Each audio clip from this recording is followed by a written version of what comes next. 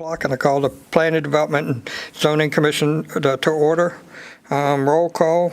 Ryan Miller, absent. Kyle Marskin here. Mary Ann Atkins. Here. Kenneth Haynes. Here. Christy Kennard, absent. Miss Dolores Martin. Present. And William Richardson, absent. So now if you'd stand for the pledge.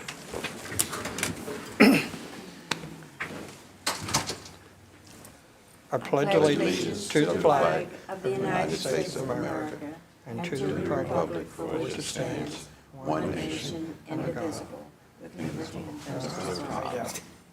I know the Texas flag. Texas flag, I pledge allegiance to thee, Texas, one state under God, one and indivisible. I say them too many times at board meetings. Do we have any public comments that y'all know of? Okay. On to the consent agenda. Okay. Any Do we need discussion? to say anything on that? I don't think so. Like anything we do. Just need a motion and a second. Move that we accept the consent agenda, item number A. I'll second it. Motion and a second. We have all in favor? Opposed? 4-0 pass. Regular agenda. Consideration of possible action to approve the final plat of Valencia Lake G. Who's discussing that one?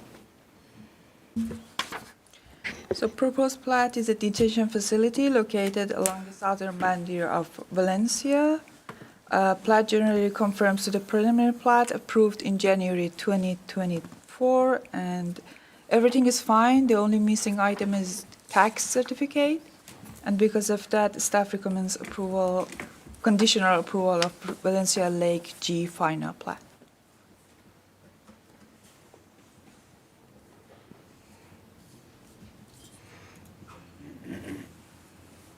Any questions? Actually, I have one. Somebody going to explain it? What does that mean? The original certificate obtained from the appropriate Brazoria County Taxing Authority. What is that? It's a tax certificate they need to provide about the property that includes the all acreage of the plat that they proposed, that shows that they paid all the tax, and there are no outstanding tax against that. And we're sure that they have, you just don't have the certificate. And it's really a county requirement to record the plat, so it's normal to have that as condition. Okay.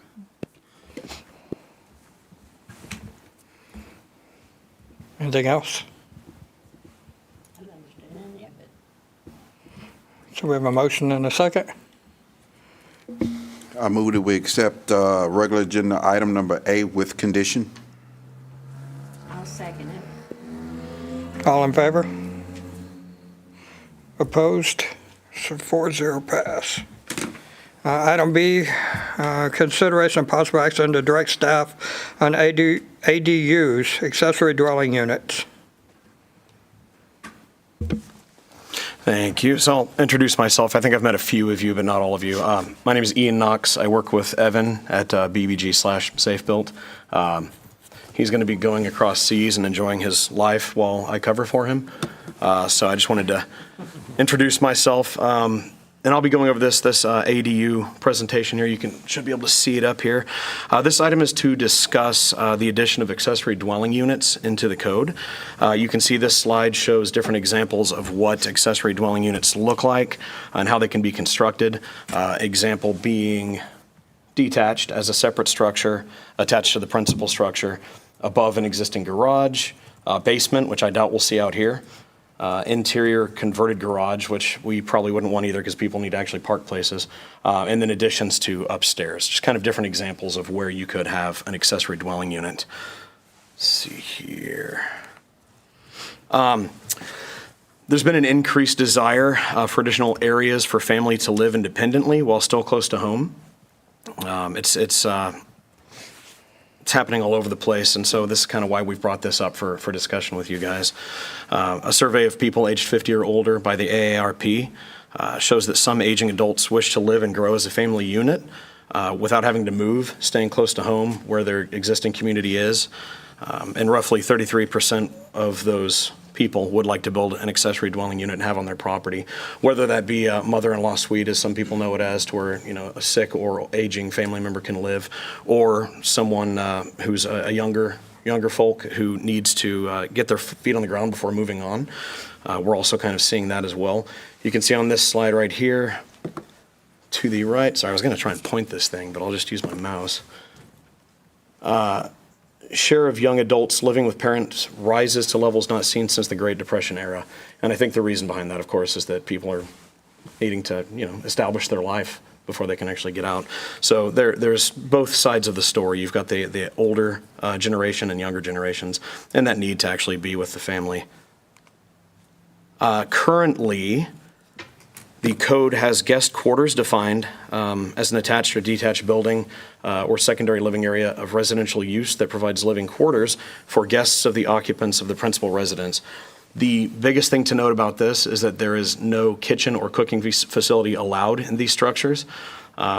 Basically, not completely standalone. If they wanted to cook something, they'd have to go into the main house and use the stove there.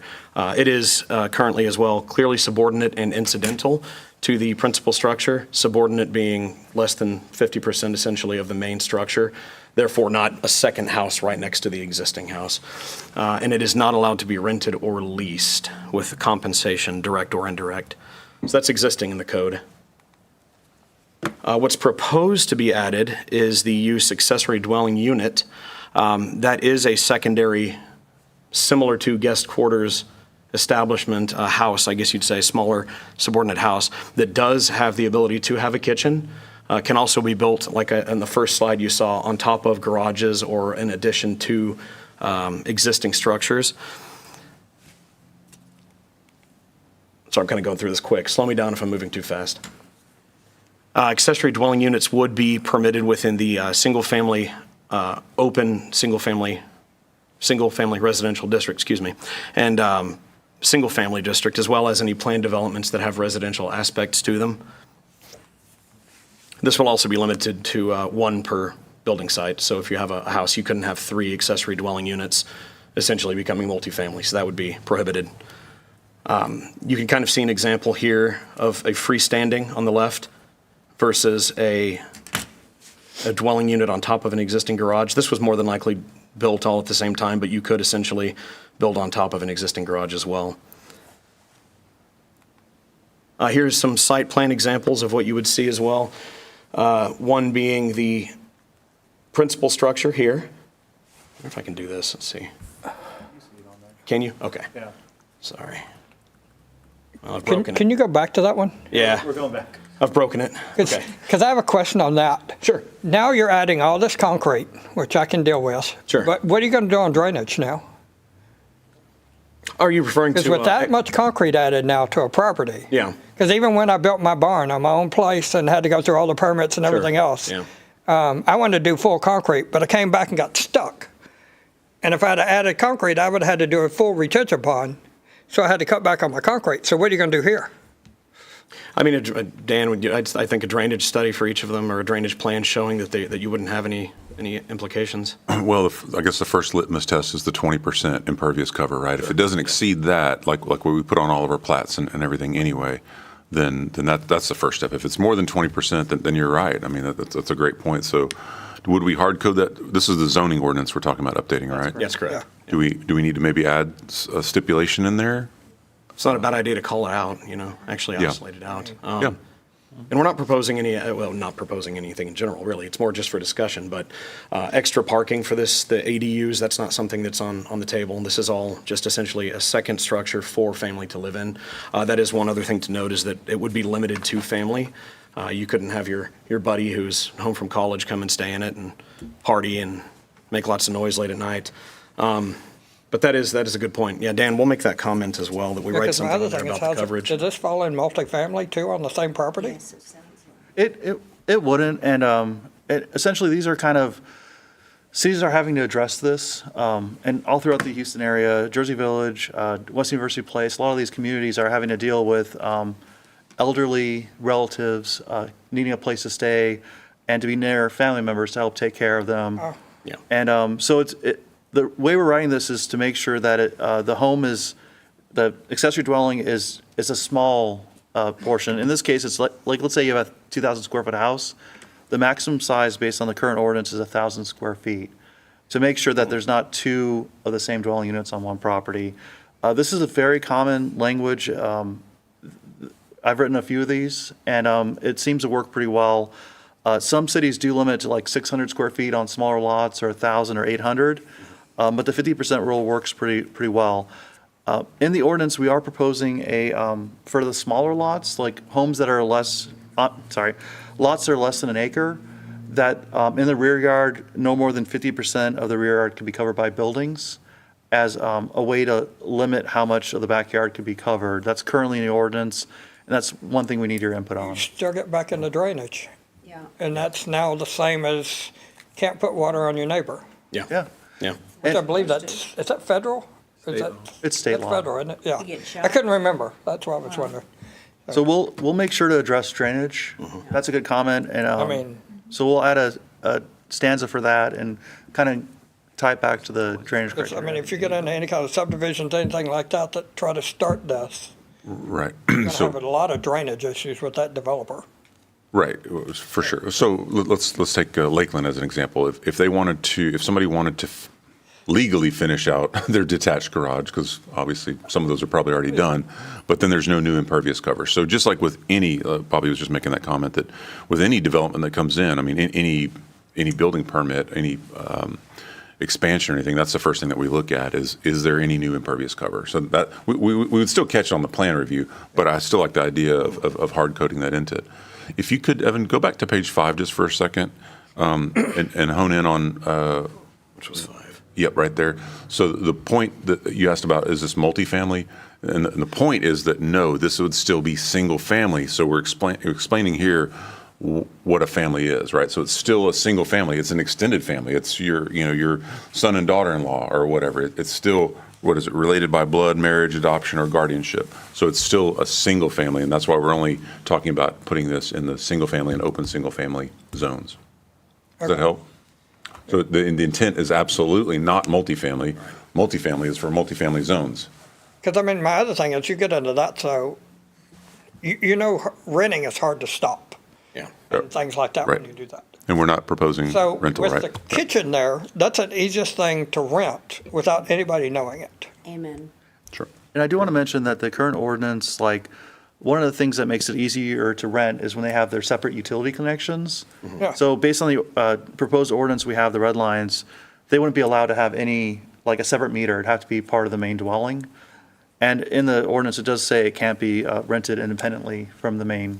Okay, then I missed that. And the same address. That's what I was, like, address. where am I? Yeah, we are like thinking really intuitively and trying to make this work for the community, but also have enough in the ordinance that protects the residents and nearby neighbors. Well, because I know when we did the original, we took the kitchen out specifically Intentionally. Yeah. to stop the renting and all that. That was actually designed for that, which actually your citizens voted on that, not just committees. So, But we are seeing an uptick in the need for these kitchen facilities on these smaller kind of separate living quarters. Thank you. Yeah. And I can see your concern. I understand the concern. And truthfully, this is like a lot of ordinances. What this does is it allows a legal process for them to do what a lot of people are doing anyway, quite frankly. So that way we can get in there and make sure that, there are inspections to make sure that the electricity is, installed correctly and everything. So, hey, it's okay. You can do this. Just make sure you call us for the proper inspections, 'Cause, What if they do it without calling you? well, that's what happens right now. it does. It does, right? So then it's people telling on each other, code enforcement was, the best. Garage burns down, then you find out. Our garage burns down, yeah. I mean, we only technically have 2 code enforcement officers on staff, but in reality, we've got, 15,000 code enforcement officers, because as soon as somebody's told no, Yeah. then they're going to be on the Yes. lookout for. yeah, your neighbor's going to tell on you. Exactly. Because they couldn't do it. That's Yeah. right. my question goes back to the size, the 20%, because on the diagram that you had up there a while ago, you have a 2,500 square foot principal structure, and then 1,250. I mean, 1,250 is a house. Yeah. About as big as my I house. mean, that's, Yeah, and I grew that's up another in thing. 1300s. Right. That is a house. Can we definitely put something in there about the square footage? Maybe not in a percentage, but as can't be so much, or can't be over 600 square 600 or foot. 800. I mean, it's a tiny house is what it's going to be. That's the beauty of this process right here. So council said, I think we want ADUs. So let PD&Z sort of flesh this out, because you're the recommendation board back to council. So if y'all want to recommend something other than what we're proposing, so this is just, based on what we're seeing in other communities, but this is a starting point. So absolutely. Well, It's if you're not careful, you are allowing two houses on the same property. And, Sure. and that's what and I think that's a kind of a novel situation. A lot of ordinances have like up to 50% or up to 800 square feet, or a limitation that if they have a monster house, that they can't have basically another Regular size house. regular size house. House for you and a house for you. Because in a sense, you could call that a 3-bedroom house, Yeah. an add-on. Yeah. So, So in terms of 600 square feet is like 20 by 30.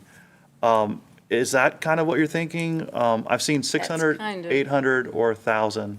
The 600 is kind of where I was going, because it doesn't look like another house. It is more of a tiny home, but that's just my opinion. I don't No. think it should be more than 600 feet.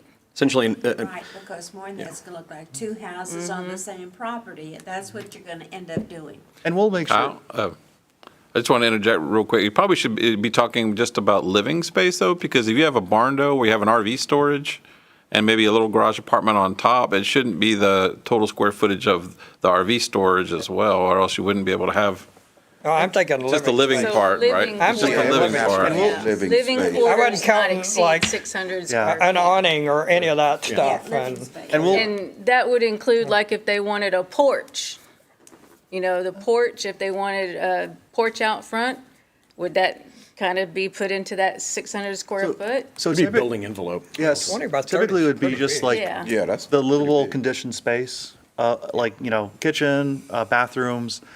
If they had a big porch, like, let's say they had like a giant barn and they had like one of these accessory dwelling units inside, we would be just looking at 600 total for that living space.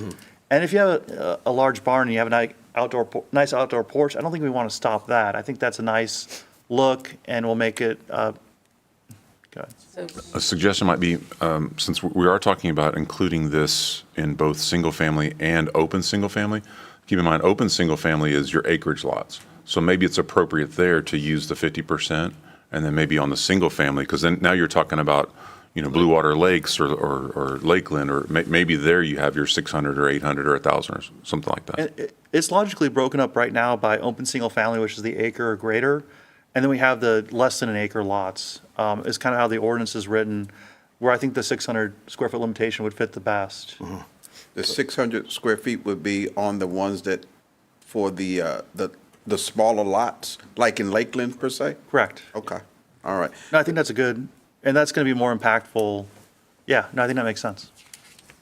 So we're now, when you thinking get, 600? when you start talking about the acreage people, That's a difference. I don't think it should be 50% of that. I think it should be like Still gonna look 35, because it's still going to be, It's gonna look like. some of our somebody with a houses are 8,000 3,500 foot square yeah, you're going to be foot. putting two Yeah. homes on. Yeah. Still gonna be two So we need houses in to the same plot. Kind of And to me, figure that goes out. back to multifamily. It could just be limited to square footage based on the district too, right? OSFR is 800 to 1,000, or in 600 SF is just for Living 600. space is fine, but any more than that, it's gonna look like a Well, if you house. do that, it's a compound. Yeah, You put more than one. amen. Well, I can say this, my grandparents' old house was 900 square feet. Yeah. But that's And that what was you- a but two and a that's half. what you lived in. And it was a small house, but it was a house.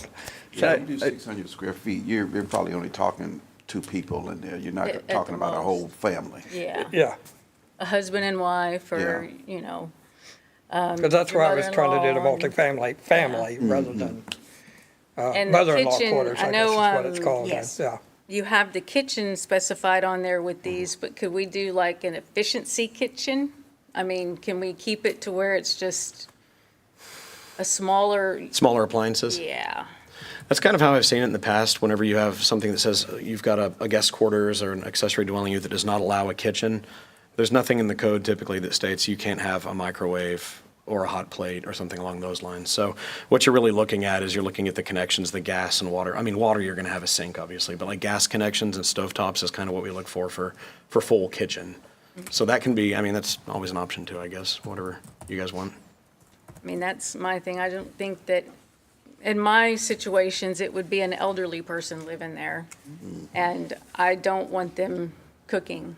You know what I'm saying? Yeah. And they probably wouldn't be. No, they need to come to the house to eat anyway. And we have encountered, like, there's a kind of a transition of life where you have an elderly parent that, you know, maybe has lost their spouse and wants to live with the family and have company, but they're young enough and mentally capable enough to do their own cooking. And one case, not in this jurisdiction, that happened, and the mother was like this gourmet cook. And so they needed a full kitchen in that case. Well, that could be like by permit, right? Do you think it's, if we have that 600 square foot limitation, does it matter if there's a full kitchen? Like, isn't the size, just me thinking out loud, doesn't the size like kind of, Keep it small? yeah, I think Yeah. that, and you're gonna design the kitchen to be proportional to that 600 square feet, so I don't know if we limit to 600 square feet and like the less than an acre, I don't feel like we need to address the kitchen at all. I don't think it matters. And when you get those efficiency things, those can be prohibitively expensive, like if you're going outside the box. And we don't have like European appliances here, you know, very often. So I think the square footage limitation may actually Keep it down. keep it down. I'm not as concerned with that. Or you could have 500 square foot as your kitchen and then 100 foot. I do agree with you with the efficiency. Yeah. Kitchen, I think that's an excellent idea. I just don't like getting into people renting it out. I mean, you're not going to know somebody's renting it out until somebody tells on them. That's the Yeah. way it's going to be. And that's why I said that's the original design that we did when we first did this, was to pull the kitchen, because it's hell to rent without a kitchen. So, They're not going to. and yeah. Because, I mean, would you go to a home knowing that you could live there but have no kitchen? Absolutely not. Yeah, I mean, No, but with an efficiency kitchen, yes. I mean, Yeah. I do live alone. I don't cook that much. An efficiency kitchen would be perfect. I mean, Okay. Yeah, noted. I mean, this is like a workshop anyway, right? We're Yeah, discussing sure. yeah, everything, it's, right? well, it's I don't think, consideration impossible, I don't, actually. if we approve this, I don't think we're gonna get around it not being rented out, individuals not renting that space out. Yeah. That is gonna happen. You're opening Pandora's box. Yeah, on yeah, everyone. you are. So we have to be careful on, On what you do. on what we do Yeah. and how we word everything. I mean, I like the idea about making it smaller, because if you make it smaller, that's gonna limit, you know, nobody's gonna wanna come in there and rent a 600 square foot space with a family of four. With an Correct, efficiency yeah. kitchen. Yes, Yeah. yeah, so we have to be careful. Okay. And, I'm sorry. One of the things that I noticed on the drawings that we had on page 1, it doesn't I don't have any. address It's- what we have in You're Lakeland. happy. So in Lakeland, we have the detached garage, but when you have that barn style or the RV storage, I mean, there's a whole lot of space that's up above there. So I don't want us to get boxed in with these drawings. We will not. This is Oh, just, okay. Just example. this is an example from the American Planning Association. Okay. It's just like the basic slide they used to kind of introduce this topic, but Got it. that's exactly what we're writing this for. Okay, all right, good deal. Did, I don't know if I heard any direction on whether we wanted 600 square feet across the board as a recommendation, or if you want larger for the OSFR. Square feet's fine with me. Yeah, I'm in agreement with 600 square feet for the lots that are under an acre. Okay, okay, got it. So what are you And then- thinking, What do you half wanna acre to do acre? for- So anything that are above that, we need to come up with a percentage, I think. But then you'll end up with two houses on the plot. I live on 20 acres. If you want to put another, then it would end up being, and Dan's going to come tell me, I'm not supposed to have two houses on it. Yeah. And he'd be right. Yeah. But if you give them that extra space, that's what's going to happen. Because that's what I said, that's why we pulled the kitchen originally. No. And I mean, it was kind of like, What's we wrong tried to with do an the mother-in-law efficiency quarters kitchen? bit, But, because I mean, my mom's 84. She lives by herself. My dad's deceased. She cooks every Wednesday. Believe me, I eat good every Wednesday. So, yeah. Well, if we. But if it's we- one of those things that, I mean, if she didn't have a kitchen and we were attached, she'd be in mine. So, Yeah. Yeah, but she could cook in an efficiency kitchen and oh yeah, just, and she be could. just as happy. Yeah. So, I mean, it's As one of long those. as you of- have the right accoutrements there that you can survive with, you're fine. And if they're building from scratch at the 600 square feet, you It's can build perfect. what you want. Okay. Yeah. I mean, that's what I'm thinking. If you're going to build it from scratch, you feel, okay, well, I want a little bit more here in the bathroom, or I want a little bit more here. You know, you're building it. Now, the other homes in the neighborhoods or in the subdivisions, now that's going to be, this is the way it is because that's the way they're going to build it, which you'll know there's a mother-in-law suite or an extra room in the plans, like he was saying. And we'll do a little research, like this is just kind of like the discussion of this topic before we bring it back for public hearing. And we'll look at some of those big garages detached that has, to make sure it's not bigger than 600 square feet, just to make sure that we don't like run into a brick wall. So we'll double check that and maybe have a slide example of what that looks like. those- On the RV garages, is the top open up there? Yes. So, Yes. Like a loft. And it- yeah. yeah. Yeah, I think they offered them unfinished, and that way that gave the residents, their opportunity to sort of finish build- them off the way they want. finish them off the way they wanted. My wife's boss lived in one of those Okay. like that. But I was just wondering, how big are those? Do you remember on some of those? Because I mean, some of them are pretty good size. Some of them are probably could be- pushing 600, 800 square feet, yeah. If it's a 4-car garage, And, yeah, then those are 600 there. And Do you want to do 600 across the board, or do you want to give acreage people a little bit more? well, I was going to say, a suggestion might be for the acreage lots, use the 20%, just like, since that's a number that folks already kind of know, instead of 50%. So if you yeah, had, you can knock it down. I like this. The 20 would be better for the, There may have to be Acreage. maybe but a minimum, something that limit, like 600 square feet is like A minimum. the small, and then maybe the 20% as like the greater of those two. Yeah. Because if some people have small houses on these large lots, so you wouldn't want to have a 200 square foot. So I think we could write something in that. I put that in my notes already. Yeah. Make it where we can understand it. I'll give you a prime example. I'll do my best. Well, I'm going to give you a prime example of what could happen. My house sits on 3 acres. That's now 3 homes at 20%. 3 full-size homes. But you can only If you put subdivided it, one and if you made it 3 lots. But But they'll try. the way it's broke down, you can come back and do bump, bump. Yeah. So That's where it has to be. Do you do square footage total that you can add, or? And just so you know, this, like, you have your main dwelling, you'd only be allowed to have one of these. You wouldn't be able to have 2. It would just be one. Okay, so I didn't see that in there. Limited. It's in there. Okay. I know, because I'm also. That's why I was, Yeah. I you like see where where your I'm head's at, headed though. with that. So, yeah, okay, I missed that then. She has 20 acres, can she have 20 homes? She could not, she could have one. Unless she But subdivides. they're gonna try it. Well, that's where y'all stop them, right? Yeah. Yeah.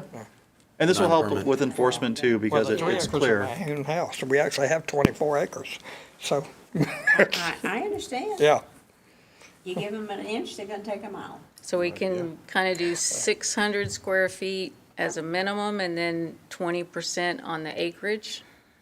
You know, if it's less than 600 square feet, we'll give them the 600 square feet. That's correct, that's, With no larger than a certain good with percentage that. of the Right. principal structure, so it truly is subordinate to, Okay. yeah. I don't like so would you say it. 20% for a half an acre to an acre? Is that what you're, 600 square right? feet. well, we're tied to the zone, yeah, so we're breaking. we don't have a half-acre zone, strangely. that's what I was wondering. Yeah. No, it is strange. We don't. Anything that was a half acre would have to be, it could be single family, but it'd probably be a PUD, quite frankly, so. Which is also part of this. We talked about Yep. planned developments with residential aspects could also, and then at that point, different regulations could be talked about, but. Okay, got that, so. And Evan already kind of touched on this when he was discussing earlier. The size, we can discuss more, 20% instead of the 50, so this was just part of the presentation from before. Prohibition on being leased or rented. Setbacks, we're proposing the same as any other accessory structure, which makes sense as well.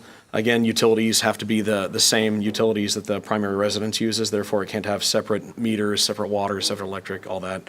And the address must stay the same as well. So that limits, the capability of actually renting these out as easily.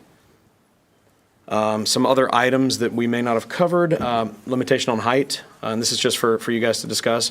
We can limit on height. I mentioned earlier, no extra parking spaces. I don't know if that's something you want to address, to actually have extra parking spaces or not, but that gets into the paving as well. Possible registration, not currently included in the ordinance, but something that just tracks whenever the ADUs are being constructed. Excuse me. And then, of course, we already discussed the 600, 800, 1,000, and we came up with the 600 and 20%. So just some other things to think about if you guys want to discuss those. I agree with the registration. If they're building, obviously, if they're building a whole nother unit and that's what they're doing, they got to go through the planning and zoning, but I still think they should register it. And that way, you'll have record of it if somebody does try to rent it out. And that's just my opinion on that. Or if it's already in the plans, then when the plans come and y'all approve it, know that it's in there and have it set in there somehow where it's earmarked for, oh, they have an ADU. And Dan, what do you think about just like a separate permit entirely for ADUs? That might be a way to track them, at least in the system. Just a thought.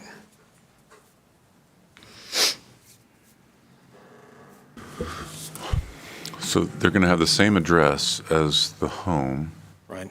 so we'd want to keep it that way. Somewhere or another, I guess I'd probably turn the question back to y'all, since y'all actually review the plans. 50% of the main. We want to make sure they don't wind up with multiple ADUs. Right. That means I could put And that's where we would utilize something like a survey to show that there's not other existing buildings and what those are That's wrong. during our review, of course. That's what we, Yeah. That's I mean, wrong. that might just, I'm just thinking out loud. Probably a separate permit, maybe not a separate MyGov number, so to speak. Maybe it's still tied to the same, yeah. The original, yeah. the original one. Yeah. 50%. And we can make a differing application and like, we can do it that way. So I think that's like really in the weeds. Yeah. So we can It is. definitely, we'll work on that as we're getting ready for this public hearing in the future and kind of addressing and doing these red line changes. Do you guys have any other comments or, I think this has been great guidance. Well, my only comment, I'm reading because my computer didn't want to work, but it says maximum size 50% of the main dwelling. My house has 3,600 square feet, so I could put another dwelling for 800 square feet on it? You could before we had this No. discussion Yeah. today. Yeah, that's what. No, we've- See, Yeah. that's why it's so terribly wrong. No, we've changed that already. So based on discussion earlier, if it's a large acreage home, it's up to 20% of the home or 600 feet, whichever which is is. gonna I think you ought to stay with 600 feet. Okay.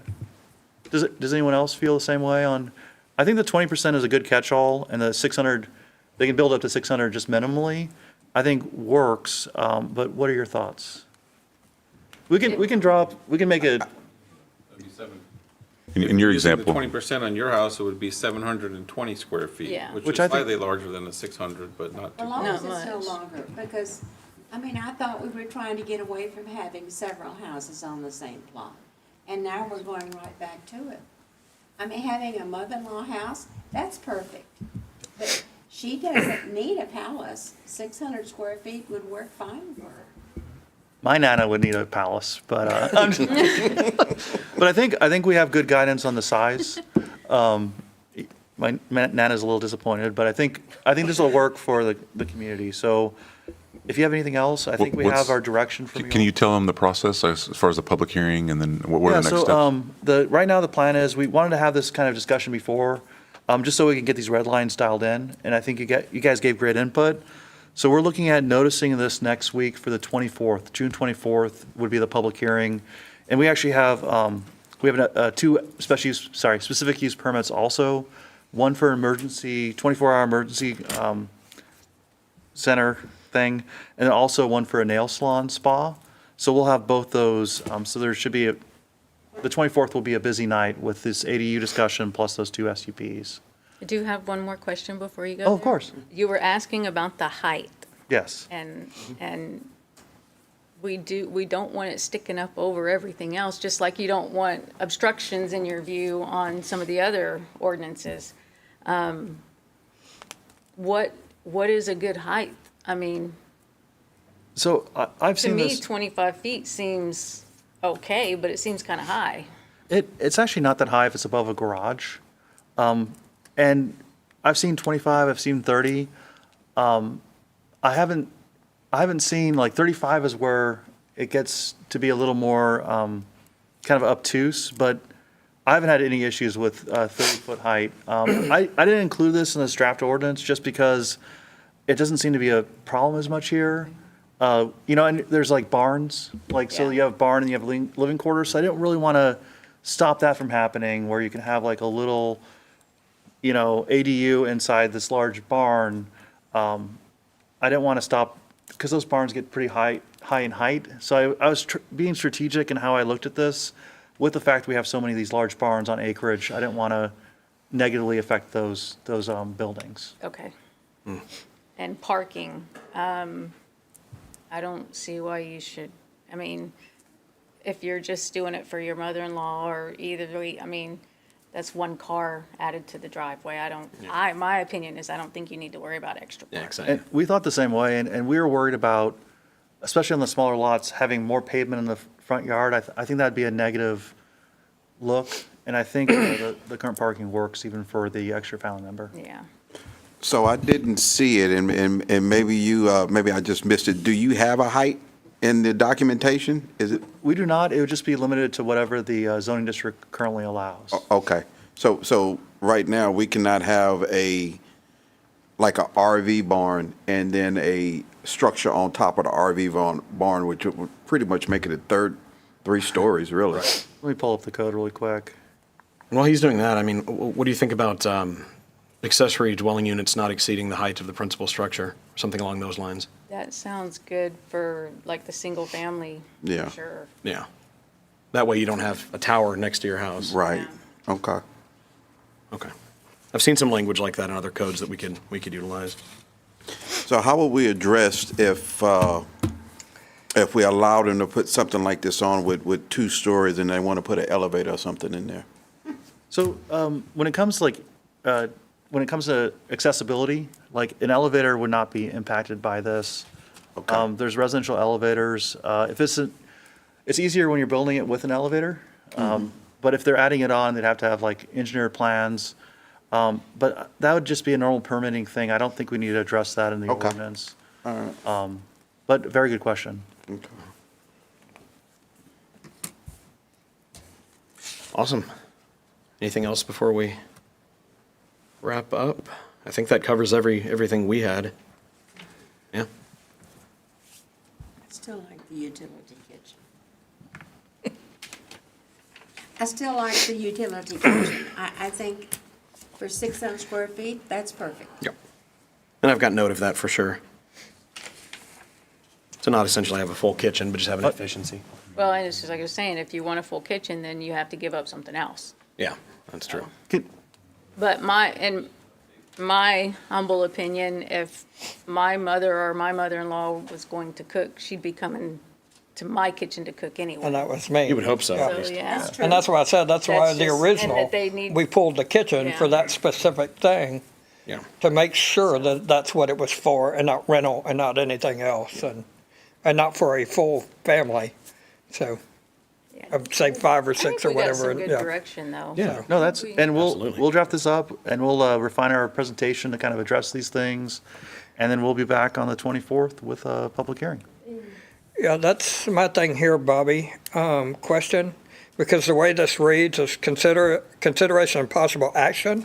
Do we actually take action? Do we table this? Do we? Well, sometimes if it's a divided board and you want to make that clear, you would have to take action, but I think everybody's on the same page. It's just general direction, and we're such early stages, there's really nothing concrete to vote on, so I would say no. Yeah, we just wanted to make sure that we weren't like going down a cave and doors will close behind us, you know, so So do we I need think, to vote on this? Okay, Indiana so no Jones action and the taken Stone. then at this point? yeah. Okay, so, okay. Okay, so y'all want us to have the public hearing before it goes to council, right? Okay. I'm just making sure. I don't know, I'd like to see it come back with all the changes before it even went to public hearing. I mean, no offense, but I think that's a good idea. What I could do is, once we've I know it's gonna drafted, put you back behind a little bit. well, we can draft the ordinance and distribute it to everybody. And we could also, even though the public hearing's the 24th, we could have another meeting where we give an update on the proposed ordinance at the next PD and Z meeting. Yeah. Yeah, So- yeah, that's what I said, I mean, So we could just have another discussion item at the next meeting, and then the public hearing on the 24th. And then the rest of the board hopefully will be here because they haven't seen it. That's true. That'll yeah, give us and more that's what- input. Yeah, Yeah, I mean, they might have questions too that we didn't. yeah, for sure. And with the changes, it might already be something that they got answered right there. So, Yeah, Works for us. thank you. yeah, I mean, Yes, thank you. Thank y'all for your hard work. We appreciate it. Pleasure. so that's item B. So item B is no action taken. Item C, consideration and possible action to direct staff to provide applicants written statements of the conditions for any condition approvals. Do we have anything on that? Item C? For the plat. Yes. For the plat, you'll have to say. Well, yeah. So then we need a motion and a second on that. I move that we accept item number C on the regular agenda. I second that. So motion to approve, and all in favor? 4-0 pass. And the last motion to adjourn. Motion to adjourn. Second. All in favor? Do it. We are adjourned. I might hit this. This is the first time I've There you ever hit go. that damn thing. Did you want to keep this? Yes. I just printed it out so I could read over it. Well, I Sometimes wish- it's easier I to read wish I on would have paper. had something because, I think that we're not careful, we're gonna open Pandora's box. So make your notes and stuff and bring that to the next meeting. They're not gonna let me at all. I don't know, the kitchen thing is what, like I said, we all. Well, you weren't put here to be best friends. And that's good. Yeah. All right, good night, y'all. Good night, Mary Ann.